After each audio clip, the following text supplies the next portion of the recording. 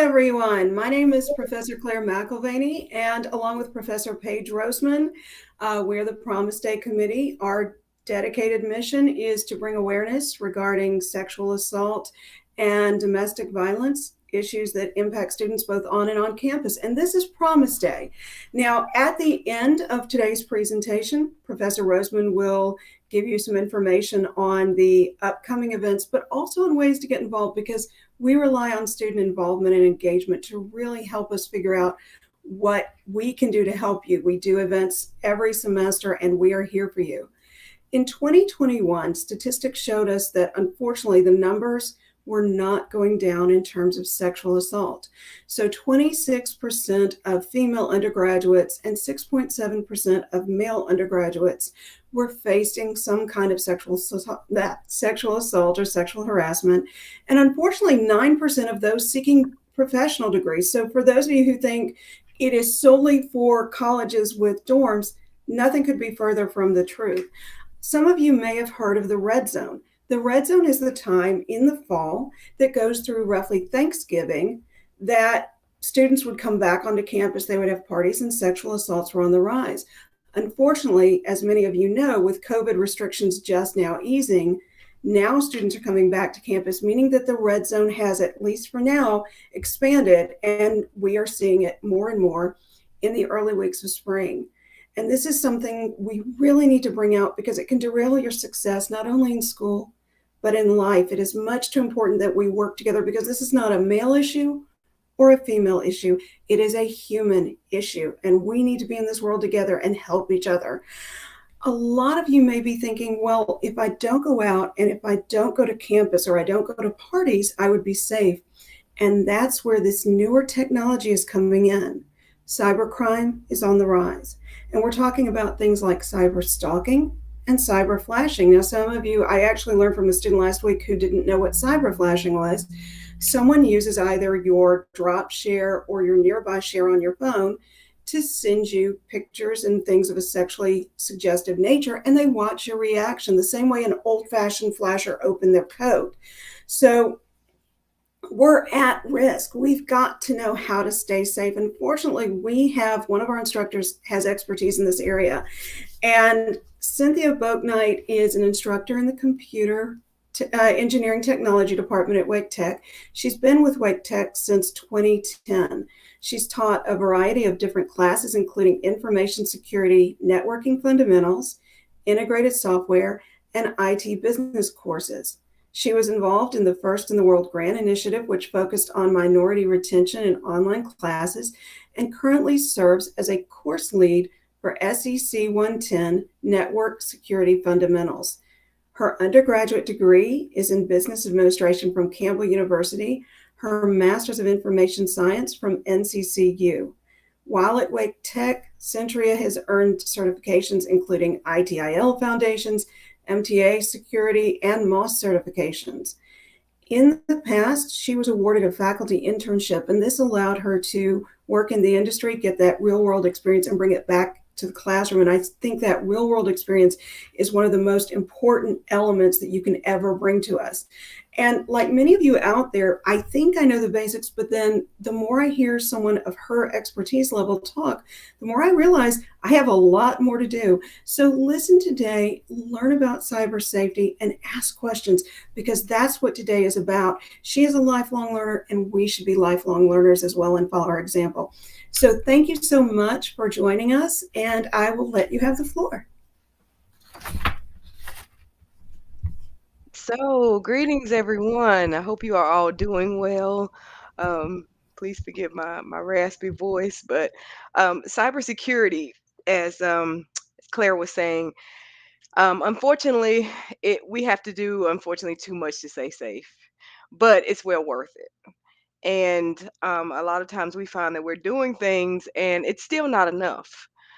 So you constantly, if you're going to be online, if you're going to have an online presence, whether that be through your cell phone, uh, whether that be through your cell phone, whether that be through your laptop or your tablet, you're going to have an online presence. And unfortunately, our children are becoming involved in that online presence. And so I'm old enough to remember when um, the first, um, what you call it? Whenever you call someone's house and they don't answer, my brain just slipped. Um, I just lost my train of Answering thought. machine. The answer machine, yes. I don't know why my brain just slipped. But I'm old enough to remember when the first answering machine came out. And also when we used payphones. So when you go out with your friends or whatever, your parents would give you a quarter for the payphone. So however, our children are growing up in a totally different era. And so they have tablets in their hands at the age of 2.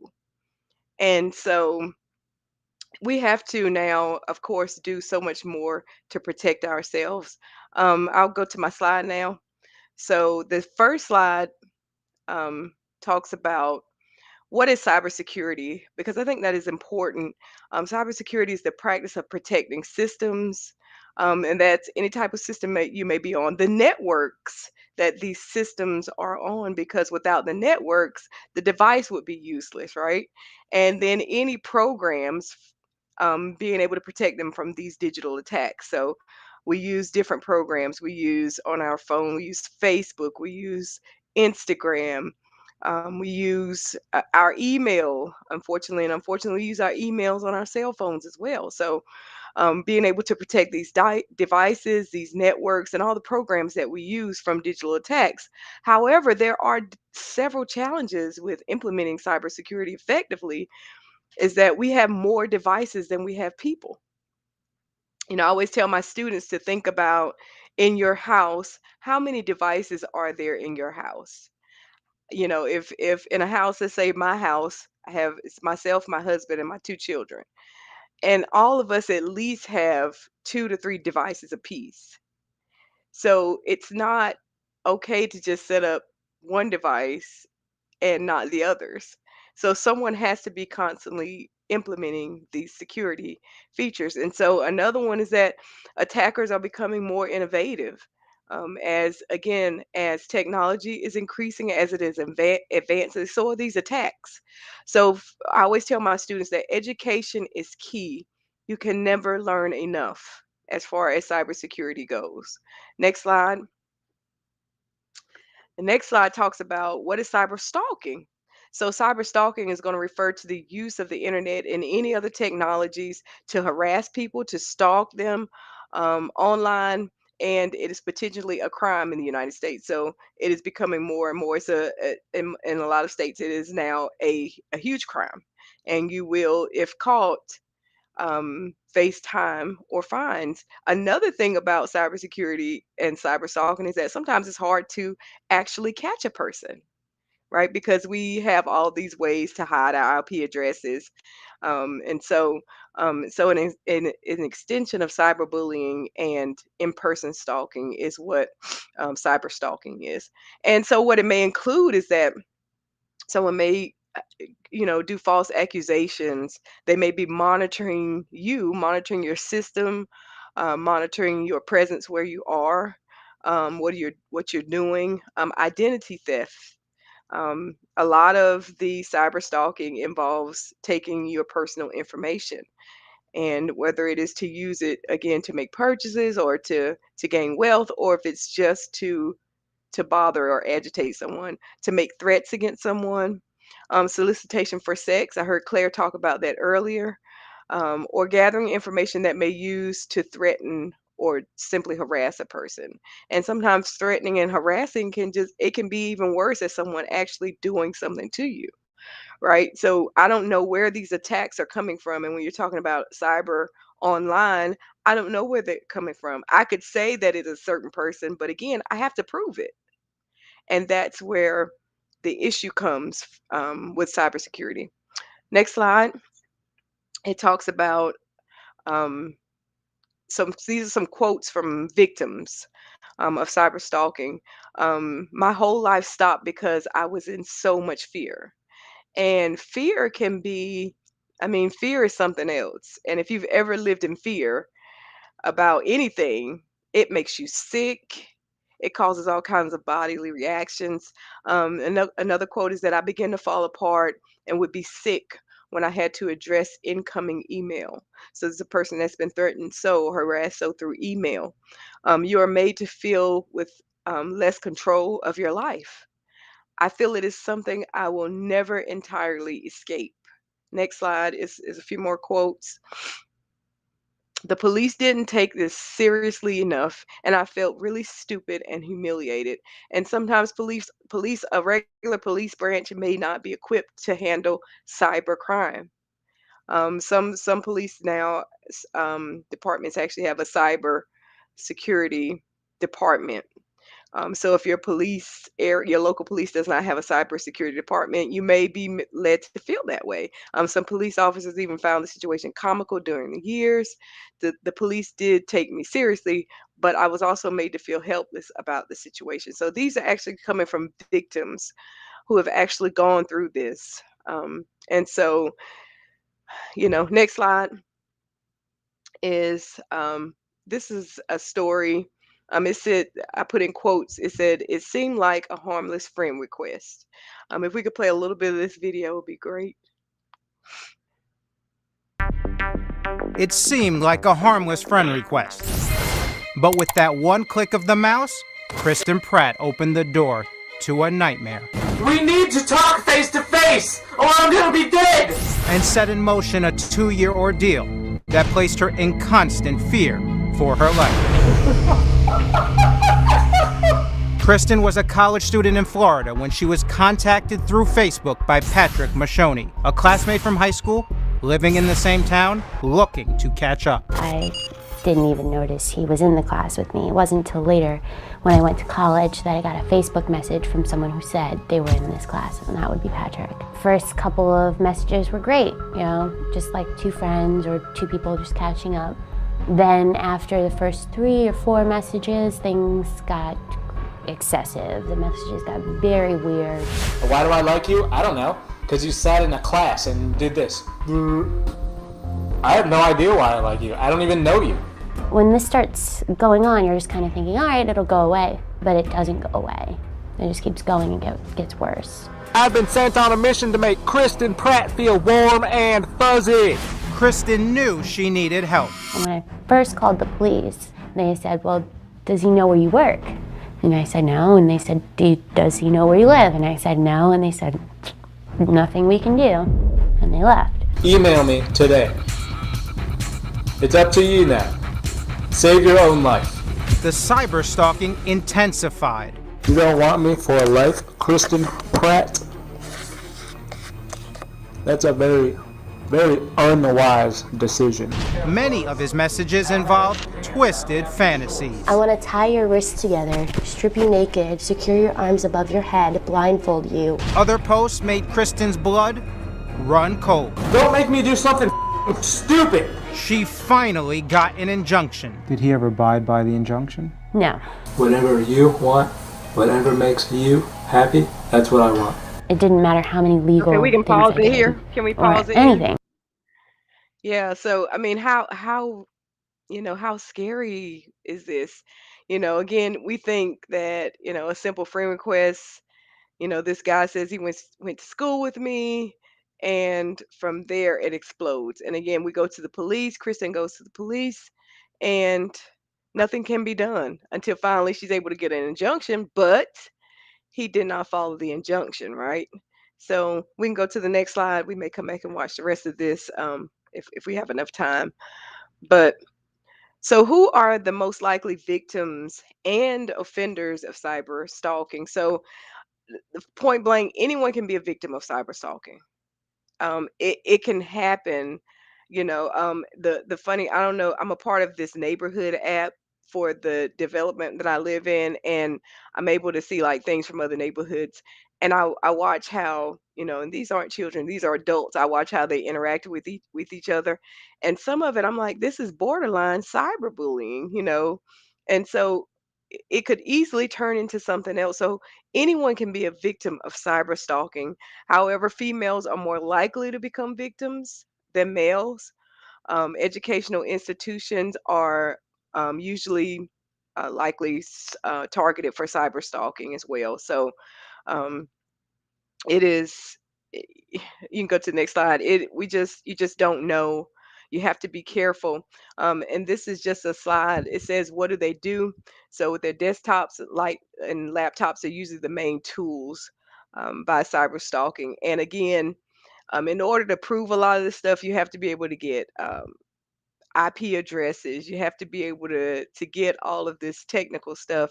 And if a person is using a VPN, it's harder to track their IP address.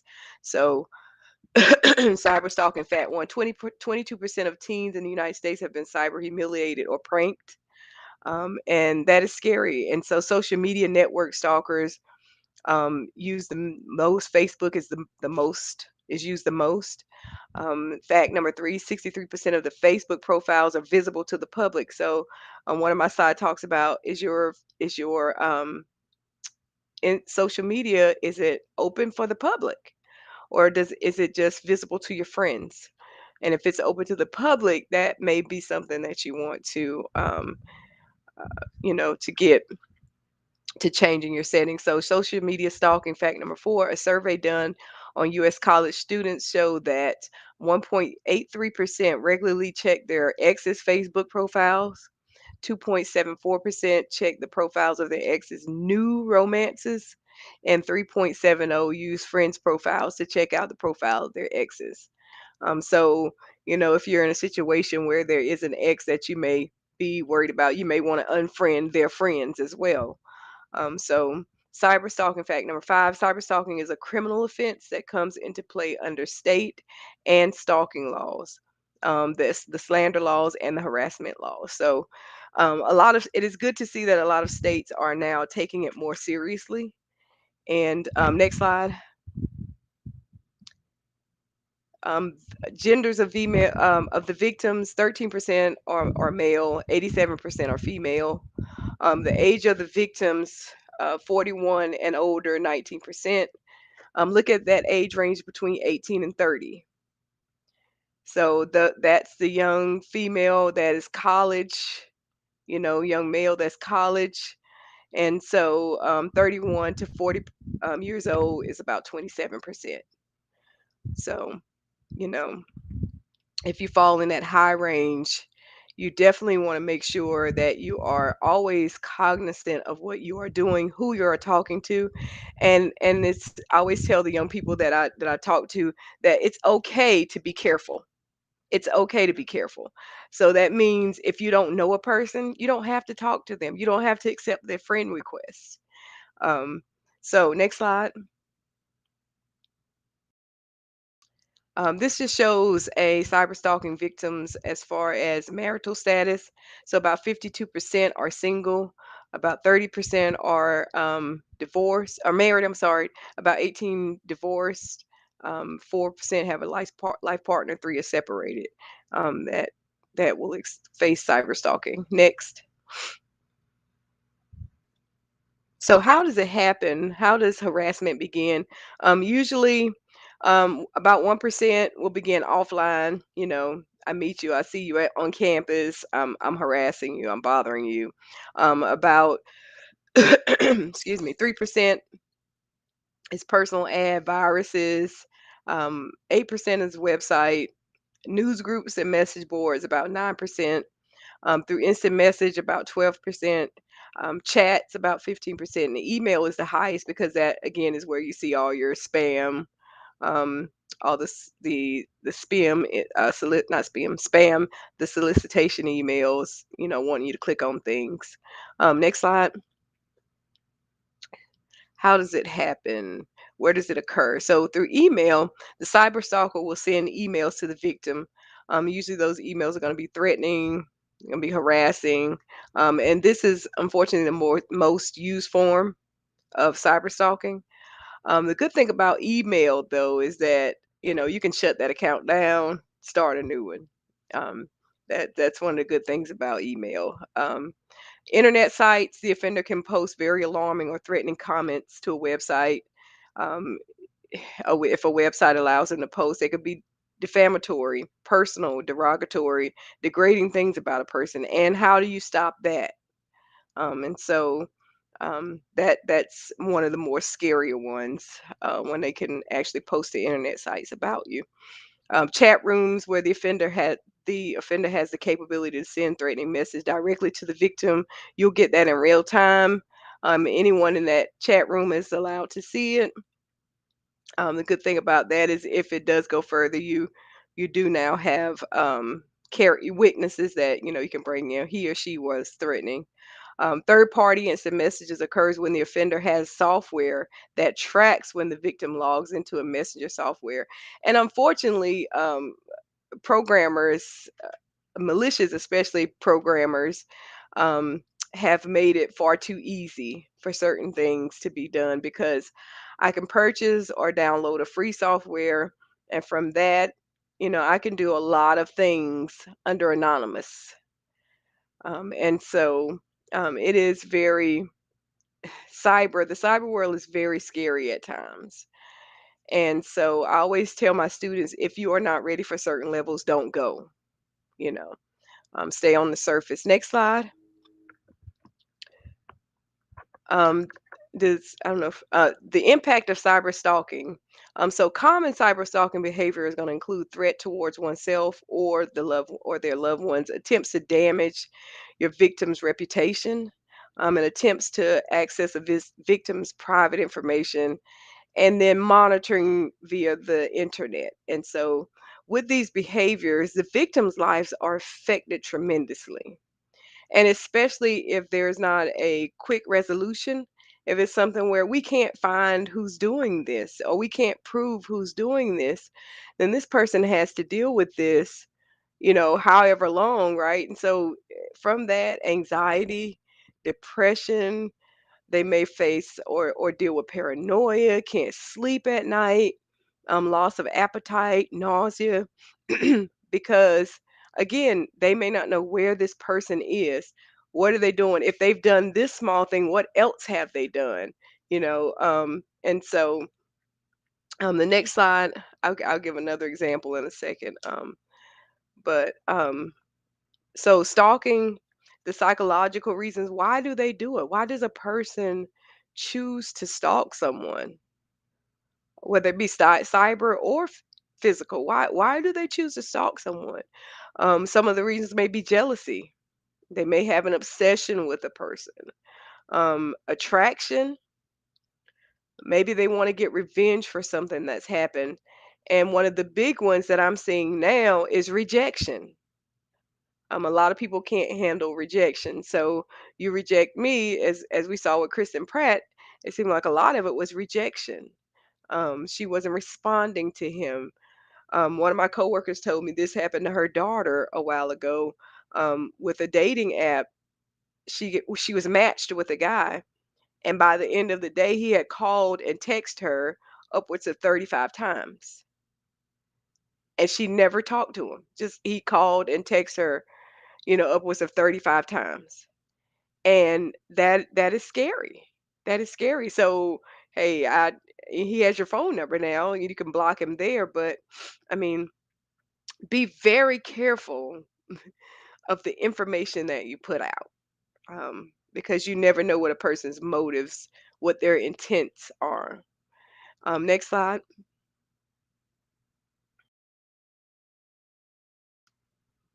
Next slide. Next slide. You can go to the next slide too. So this, I put one or two case studies in here. So a man, in 2008, he was charged with cyber stalking. This is a 29-year-old man, from Armadale in Perth, and I think that's Australia. So the stalker sent naked pictures of the victims in showers. So he was able to get cameras in, threatening to post those photos online if she reported it to the police. And so he has now 128 charges, including unlawfully installing optical surveillance equipment and indecently dealing with child and stalking, indecent dealing with a child and stalking. And I was actually talking to one of my students, and he was telling me about his sister-in-law, who she was married to a guy, and so the guy had done some stuff, and he wound up going to prison. But before he left, he actually put surveillance cameras in her house. and he knew all of her passwords and everything, and so he was able to see her pretty much control her life from prison. And so they finally, he was like the cops. She finally got the cops to come in, and just go through her house after she had changed the password several times, got new cell phones, done all kinds of stuff. The cops had given her a cell phone for him to, him to pretty much access through the cop's cell phone, which he didn't know. And so they would come in her house and find these cameras that he had placed. And so that's how they were able to get him. But I mean, there are so many cases right now. The next slide is another case that happened in 2017, where a Massachusetts man pretty much was charged with cyber stalking his former roommate. So, his 24-year-old man in Massachusetts. His victim was his former roommate, 24-year-old woman. Um, the defendant engaged in extensive online harassment and private intrusion against her. He was able to use an anonymity software. So he was able to. So I think right now with his case, last time I looked, they were still trying to prove that it was him. And so that is the one of the main issues again with cybersecurity is that once it happens, I have to be able to prove that it's actually you before we can actually, press charges. The police can say, "Hey, don't come within certain amount of feet of her," right? But it's not the physical contact that I'm afraid of if it's all happening online. So, next slide. So the next thing is social media safe? That's why I posed the question earlier. Is your social media visible to is it private, or is it just visible to your friends, or is it public? And so do you have teenagers, for the ones that online that have children, or sisters and brothers that are teenagers? And so we put our babies put everything online. They put everything online. They put all their pictures online. They put videos. They put everything online. And so it makes it so much easier also for someone that's trying to cyber stalk or that's trying to do damage when I don't have to go looking for anything because everything is there. I don't have to go looking. And it also, I think, also help aids an obsession because a person can go through your pictures and become obsessed with what you're doing. And then something clicks, and so now they're obsessed with you. Do they have that right? No. But sometimes we do have to be careful what we put online. Um, don't put your birthday up there if possible, if at all possible. What school you go to, where you work. And I know when you get a new job is exciting, but some things you have to, you know, just be more, judge it better. Should I put this out here? Should I not? Next slide. So cyber stalking is facilitated, of course, we talked about by technology. And unfortunately, technology is ubiquitous. It's everywhere, right? So we get out of our car, we have on our Apple Watch, right? We have our cell phone in our hand, we have our tablet waiting for us, our laptops hooked up on our desk. We go into Starbucks, we want the internet, we want network, we're going to McDonald's, we want the network. And so it makes it so much easier for these attacks to happen. And again, the average person, we aren't going to be, always thinking security. Of course, if it's been drilled in your head, like for me, it's been kind of drilled in my head, so it's like everything. I'm looking at what my daughter is doing. I'm checking her iPad. I'm checking my son's. I'm checking everything. Like even with my husband's computer, sometimes I'm like, "Are you using VPN? You're at such and such place." I'm like, but for the average person, if it's not drilled in your head, then you have to make a conscious effort to make sure that your devices are secure. Another issue that we're having now is people hijacking your Bluetooth. So if you're not using Bluetooth, turn it off. Turn it off.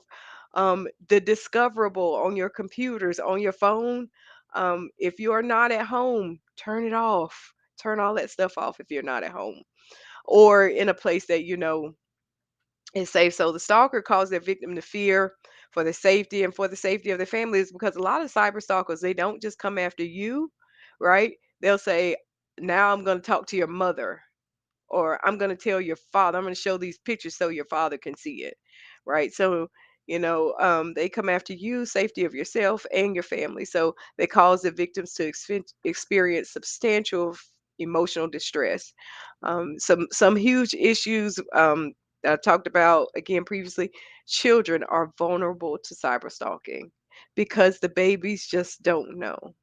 So if you have younger siblings or if you have children, it is your responsibility to make sure that their devices are secure and that they are not on websites posting things that they should not be. Cyber stalking again is punishable by law in the United States. It is unethical under several ethical theories. And it is an invasion of privacy, a complete invasion of privacy. And you can go to the next slide. I mean, it's almost like somebody walking into your home on the physical side. Someone walks into your home and you can't do anything about it. You just watch them destroy your home and you can't do anything about it, you know. And that is scary, but physically, if someone came in your home, you would do something about it, but cyberspace not so much. So what should you do if someone stalks you online? So again, trust your instincts. If it doesn't seem right, number one, it starts with us. I don't know, first thing we want to do is go to the cops, but it starts with us. It starts with education. It starts with your gut instincts. If it's not right, if it doesn't seem right, it's probably not right. If they are throwing up red flags, believe it. Okay. It's sometimes it's easier to end it sooner than later. If in fact it does go to the next step, keep any digital evidence. Keep everything. I know some people say, I just don't want to have it. I'm just deleting it. No, keep all the evidence you can.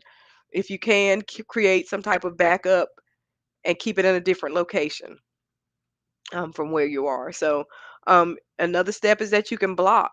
If you can block the person to diffuse the situation, that's good. Although sometimes if you're living in the same city with that person, they may have other ways of getting to you. And again, go to the police. Take all of your evidence. So when you go to the police, you want to make sure you have all your evidence. Don't go and say somebody's stalking me and I don't have any evidence, because they don't have much to act on. But if you have, these are all the messages they sent me, these are the videos, did you see all the stuff Kristen had? These are the videos, these are the messages that he or she has sent me, and so I need help. And so they are able to move a little bit better. Next slide.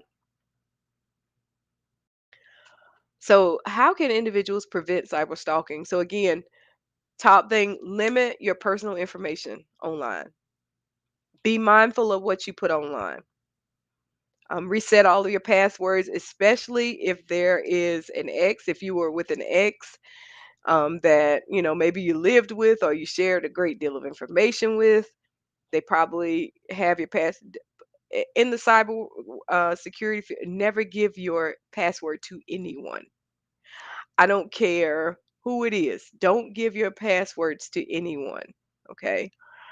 So if that is the case, if you've broken up with someone and there's a possibility they have your passwords, the day you split, go change passwords. Start changing everything. Okay. Check your privacy settings on your devices, on your networks. If you do not know a person, it's okay to reject a friend request from that person. All right. So if a person comes and says, "Hey, I went to school with you back in, 2001. I don't remember you." I have a whole list of people in my Facebook friend request in queue. I don't know these people. So I go through and I delete. I wait till it gets about 10 of them and I go through and delete I don't know you. I don't know what you possibly want with me. So if you don't know them, it's okay to reject a friend request. Never give out your social security number to people. If you think you're a target, if you don't know how to do it, take your PC to a professional. Have a professional come to your house, check your network, run network scans. Have someone to come to your house and look through your vents if it was an X or something that you're worried about. Go to the extent to protect yourself. Go to the extent to protect yourself. Next slide. All right. Any questions or comments?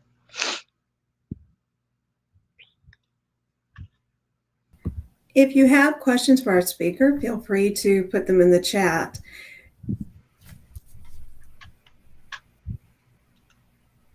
And in the meantime, I've got one if I may cheat and put mine in while we're waiting. Okay. So I'm leading study abroad in May, Mhm. and I know a lot of the students are going to be using their phones and probably using local Wi-Fi, so that they don't have to do an international plan. So Mhm. how do you do that safely? So you can download either a VPN through um, your app store, or I know I use Verizon. Verizon has a VPN. So I just pay, it's like I think an extra $4 or $5.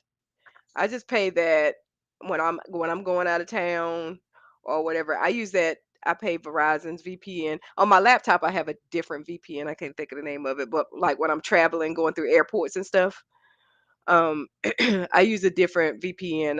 I can look at that and let you know. But yeah, Verizon. I use Verizon's VPN on all of our devices when our kids, when we're going out of town and our kids are trying to hop online and do things. I use Verizon's VPN. Awesome. Thank you. And thank you. I think someone's got, how often do you change your passwords for social media? Oh man, I would not go unless you have a really, really complicated password. Like if your password is like your dog's name, dot 401, I would change it every 30 days. I literally would change it every 30 days. And that's with all passwords. I'm sorry, Apple and even Windows now has the password um where they will actually generate passwords for you, really complicated passwords. That's a great option. However, if you if you're not on that device and you need that password, that's where it might be a little bit complicated. But I would create a very complicated password. If I'm not going to change it every 30 days, my password would be so complex. Like, because people use password crackers, they use dictionary attacks. And so if it is a word that is in the dictionary, it's easy to use that dictionary attack and crack that password. So if you're not going to use a very, very complicated password, please change it every 30 days or something. Especially if you're very active on social media. If you're very, very active on social media, it should always be updating your password and settings.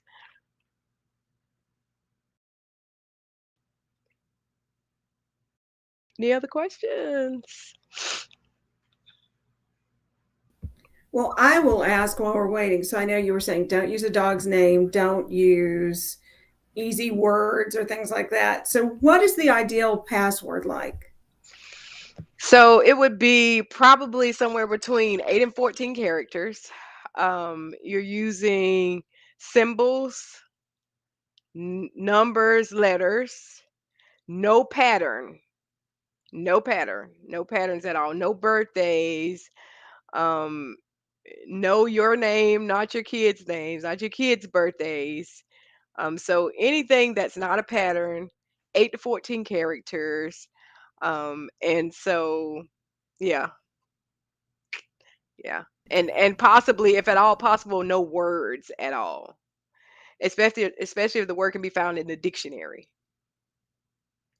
And unfortunately, like one of the most used password is ABC123 or password 01, password 1. Yeah. Thank you so much, Shantria. I just wanted to jump in. This is a topic I know so little about, and I've just learned so much from you. So thank you for sharing. And um, Yeah. it's funny because as you were going through the password, I was like, oh no, I do every single one of those things. Not the ABC 1, 2, 3, but Yeah, yeah, you yeah, know, yeah, yeah, yeah, but yeah, I really appreciate the practical strategies. Like you yeah, said, not everybody is in your mindset and has your training. And I really appreciated too you sharing um, just that mindset that it's okay to be careful. Like yeah, sometimes people think, I need to be friendly or agreeable or accepting. I'm one of those people that falls into that, mindset at times, and just mhm, that like arming ourselves, being careful, yeah, being thoughtful with everything that we're sharing. And I also wanted to mention that it was a student of mine who taught me how to change the privacy on my apps. Every time you mhm, download an app, you need to be really, really thoughtful and mindful. And so I've learned so much.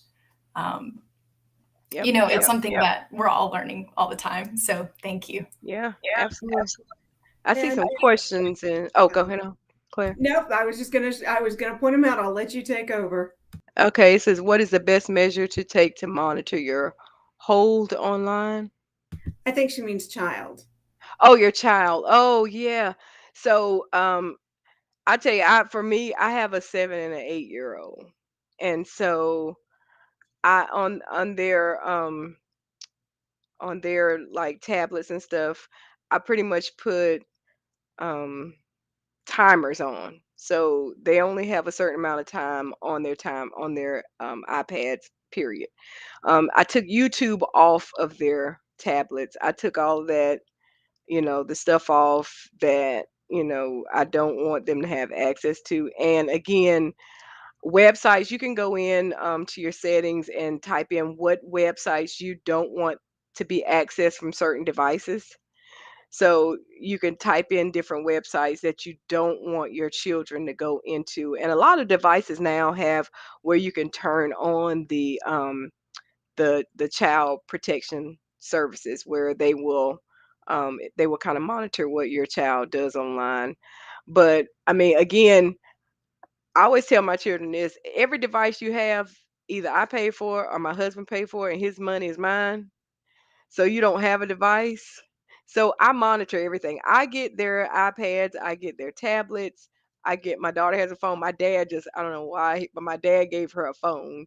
And so I monitor everything. Like I monitor everything. So I limit access because YouTube is a good, it's good for adults, but it's not so good for children. And my sister-in-law, so I have a nephew that's 13, he's autistic. And so she was saying that she thought he was just watching Dora the Explorer, but he got in trouble for cursing at school. And she was like, "Well, we don't curse in our house. I don't know what's going on." And so she said that her daughter came to her and said, "Mommy, I think you should watch what Sterling is watching." And it was cursing Dora. It was a cursing Dora the Explorer. And so, but he used it with his headphones, so she didn't get to hear what was going on. So, I mean, I let my kids use headphones when we're traveling, but not all the time.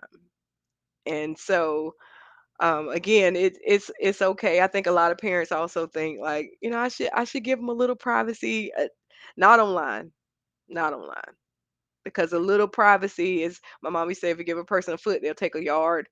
A little privacy is a foot, they'll take a yard. Somebody would take a yard. So somebody says, we think we are so smart for guessing a word in 6 tries or less. Imagine, right? For professional, exactly. I agree. I agree. And with software, it makes it so much easier because I can go online and if you depend on where you go, you can download a free password cracker and access pretty much what I would like to if I can. So, someone said, would I suggest using a password generator? Paula, yeah, I do. The downside or the other side of that is that if you are on a device other than So let's just say I'm accessing my bank account from my computer, and I use a password generator. Well, then I hop on my iPad, which is an Apple. That password is not gonna switch over. So I would have to know what that generated password is. And so if I'm not in front of my actual PC to get that generated password, I may not have that password. So I may have to reset the password. But I think if you're using the same device, or if you're going, if you're on a Windows and you have Android, most of those devices are now syncing all the way across. So I think a password generator would be good for that. A lot of people don't like them, but I mean, it's a good start. If you're not sure about creating a strong password, then yeah. Yeah.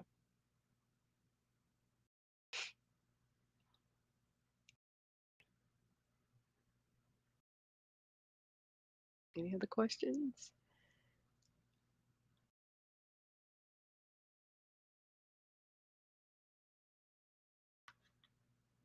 Make sure I don't miss any.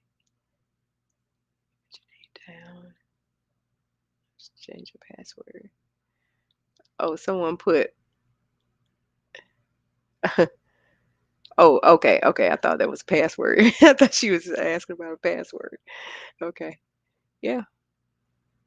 Claire?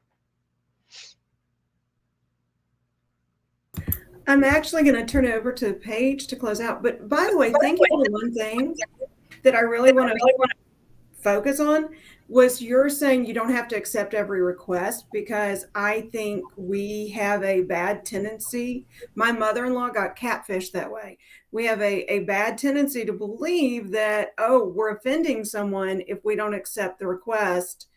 And that's one of the biggest things I think we can do to advocate for ourselves, is to learn to say no thank you, or just ignore it and let it go. So I think that's the biggest protection we can do, and it doesn't cost us a dime. So thank you for that. I'm going to let Professor Roseman take over now. Awesome. Thank you so much, Claire. Can y'all hear me all right? Okay, great. I see a couple more things in the chat too, so I'll try to jump in there too. I agree, Paula. There's a lot more to worry about in the internet age. And it looks like Rebecca is sharing a tool to the multi-factor authenticator to Yeah. sign in. You should have multi-factor on everything. Everything. That's awesome. And like I said, Centria, thank you so much for being here and for sharing your mindset and the practical strategies. I've learned so much, and I know that folks have on this as well. And I wanted to share just that, back to what you were saying earlier, being really careful of the information you share, and that kind of mindset. It's okay to be careful. It's okay to check in, and to not accept those friend requests. That's really powerful. Thank you for sharing all the statistics and the case studies too. I think those stories really help us to connect and to really think about those efforts to stay safe online. And so much of our lives are lived online. So thank you for everything that you shared. And then, Sarah, I wanted to mention too, I think if you don't mind dropping onto the screen and into the chat, I wanted to share a couple more events that we have coming up this week at the same time. So please join us 12:30 tomorrow. Interact, and specifically Charisse Potts, who's our community educator, community awareness coordinator. She's going to share a lot about myths and misconceptions around sexual assault, as well as resources that Interact offers. And Wake Tech is connected with Interact. So if you work, for example, with a wellness counselor through Wake Tech, they can also help to connect you to those resources. I wanted to share Tuesday's event, and then on Wednesday, there will be a focus on campus resources. So just in case you joined the broadcast a little bit late too, I want to remind you that April is National Sexual Assault Awareness Month. And so starting today with Centria and our focus on cybersecurity and staying safe online. Tuesday, the focus is on Interact and community resources. And then Wednesday, please join us and share our Wake Tech campus resources, including Dean Wirt, Title IX, and wellness counselors will share resources as well as continue this conversation about how to create a safer campus community in person and online, and in those virtual spaces where so much of our lives are lived. And thank you so much, Sarah Rose, who's in the background, for sharing and facilitating and sharing in the chat too. Oh, perfect. Those YouTube links are there in the chat. And I wanted to remind you, I think this is something that Paula taught me, but if you click on the links, you can also set a reminder for the events too. Just a little note there. And we wanted to, as always, just say a really big thank you to all the folks who have made today and our events Tuesday and Wednesday possible, including all of the amazing campus resources that we have. And thank you, Centria, for just for being willing to come and speak and share honestly, and to share from your professional expertise as well as your personal lived experience, right? That was really powerful. And I imagine folks are going to have more questions as they come up. So Centria, if you wanted to share your contact information, you're welcome to as well. I think that Sarah might have that in the background too. And I thank you, Sarah, for sharing. There is a link in the chat. We would absolutely love y'all's feedback on Promise Day events, but specifically too, if there's a topic in mind that you'd like to see addressed, please share that with us. If you'd like to get involved with future events, please share. There will be an opportunity to do that. Part of this focus on cybersecurity and online spaces came from and it's very much student driven, thinking about how we prevent and respond well to issues of cyber stalking, for example, online. So really powerful, and we just invite you to share in that quick survey. And Claire, jump in and let me know if there's anything that I've forgotten, because there might be something. Well, assuming my computer doesn't freeze again. So we have tomorrow's event. And again, tomorrow and Wednesday, the events are at the same time. So Interact with Cherise Potts. Great resource. A lot of times students want to know how to get involved in the community. That's a great way to do it. And then, of course, on Wednesday, we have campus resources. And Centria was so wonderful to bring up the fact that people want to delete information.